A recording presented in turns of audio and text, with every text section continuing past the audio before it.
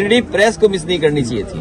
लेकिन अखिलेश जी, अगर बात की जाए तो जिस तरीके से अमानवीय व्यवहार भारतीय नागरिकों के साथ अमेरिका ने किया, उसको लेकर के कल आप लोगों ने संसद में प्रोटेस्ट भी किया। क्या जिस तरीके से आप लोग आवाज उठा रहे हैं ये आगे भी देखने को मिलेगा सदन के अंदर? भारतीय जनता पार्टी की कुछ चीजों की तो पोल खुल गई, और पोल इसलिए खुल गई कि हमने और आपने वो डंका बजते हुए देखा था जी। बड़े बड़े इवेंट देखे थे हम लोगों ने, और ये भारतीय जनता पार्टी वाले लोग कोई दिन नहीं चूकता था जिस दिन ये नहीं कहते थे कि दुनिया में हम कहां पहुंच गए हैं, हम कुछ बन गए हैं, विश्व गुरु बन गए हैं। सोचिए आप, जो लोग दिन भर ये कहने से नहीं चूकते थे कि विश्व गुरु बनने जा रहे हैं, अर्थव्यवस्था उनकी तीसरे नंबर पे पहुंच रही है, वो आजकल कैसे चुप घूम रहे हैं, मौन हो गए हैं। जो विश्व कहने वाले लोग मौन घूम रहे हैं, और जिस तरीके से लोग लौट करके आए हैं, ये कह देना कि पहले भी ऐसे लोग लौटे थे, लेकिन पहले हमारी अर्थव्यवस्था इस जगह नहीं थी, इतना हम अर्थव्यवस्था का डंका नहीं पीटते थे। और कैसे लोग आए हैं जिन्हें शौचालय नहीं जाने दिया, बाथरूम नहीं जाने दिया। ये व्यवहार किसी व्यक्ति के साथ हो सकता है, इनह्यूमन व्यवहार है। और दुनिया का एक देश है, शायद हो सकता है अमेरिका से वो मजबूत नहीं उतना, लेकिन वहां के राष्ट्रपति ने मना कर दिया कि हम फौज से लाए हुए अपने नागरिकों को स्वीकार नहीं करेंगे, और अंततः अमेरिका को स्वीकार करना पड़ा। क्या भारत इतना कमजोर हो गया है? क्या हमारा हिंदुस्तान इतना कमजोर है? जब हम हिंदुस्तान का इतना बड़ा बाजार दे रहे हैं अमेरिका को, आप सोचिए नोएडा में न जाने कितना बाजार हमने उनके हाथ में दे दिया होगा। हम कहते हैं हमारे लोग इलीगल पहुंच गए, वहां पे इलीगल इमिग्रेशन हो गया। तो किसकी नाकामी है? ये सरकार की नाकामी है, जो क्वालिटी ऑफ लाइफ या उनको बेटर अपॉर्चुनिटी नहीं दे पा रहे। अगर उन्हें बेटर अपॉर्चुनिटी यहां मिल रही होती, क्वालिटी ऑफ लाइफ बेटर यहां होती, तो शायद वो 50 लाख और 1 करोड़ रुपए दे करके नहीं जाते।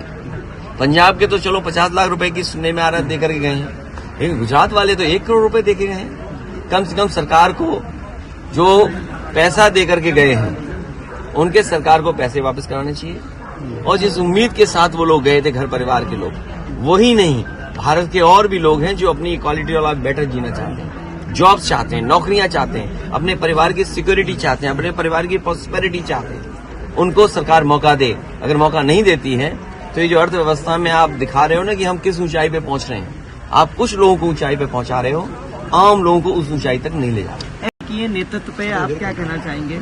इंडिया गठबंधन को लेकर के अभी कोई बड़ा सवाल नहीं पूछना है। ये हमारा इंडिया का अंदर का मामला है, ये हम लोग सुलझाते रहेंगे।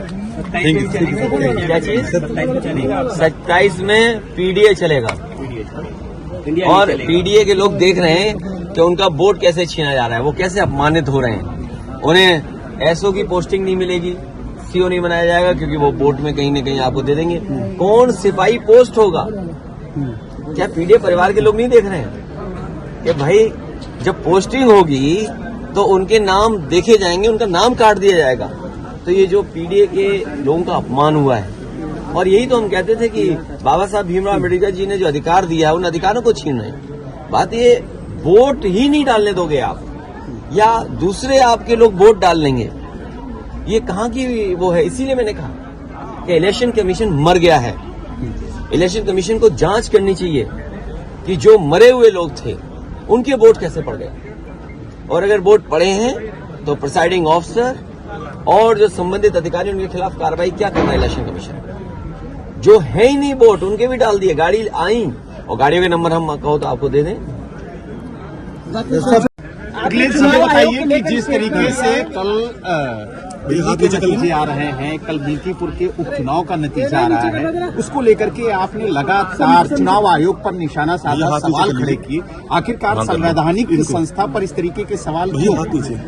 कई बार एग्जिट पोल के जो अनुमान होते हैं वो ठीक नहीं निकलते हैं। जो एग्जिट पोल अपने सर्वे के माध्यम से जानकारी देता है, वो कई मायने में सही नहीं निकलते। अब क्योंकि कल रिजल्ट आना ही है, तो जो मतदान हुआ है उसकी पूरी सच्चाई आपको कल मिल जाएगी।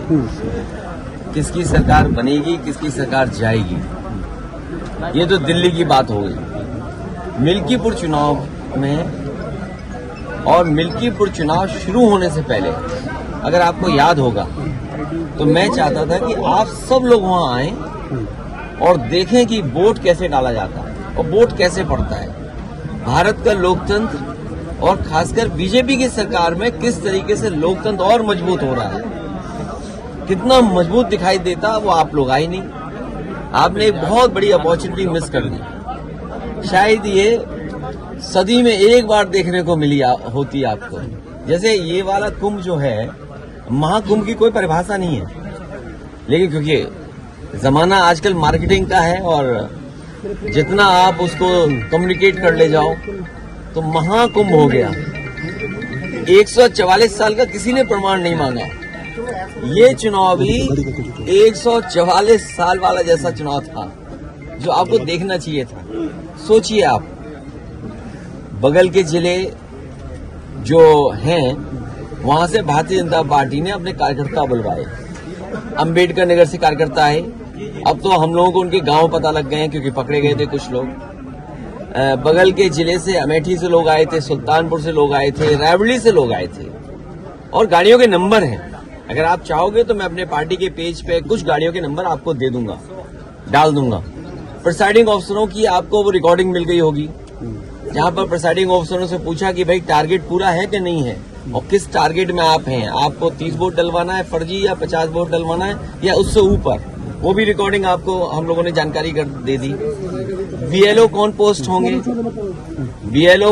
होंगे, किस थाने में कौन पोस्ट होगा, सीओ कहां पोस्ट होगा, एसएसपी कौन क्या देखेंगे, ये सब वेल प्लान्ड इलेक्शन हुआ। ये वाला, ये आपने 144 साल वाला जिस तरीके से कुंभ था, उस तरह दुनिया का सबसे अच्छा चुनाव आपने मिस कर दिया।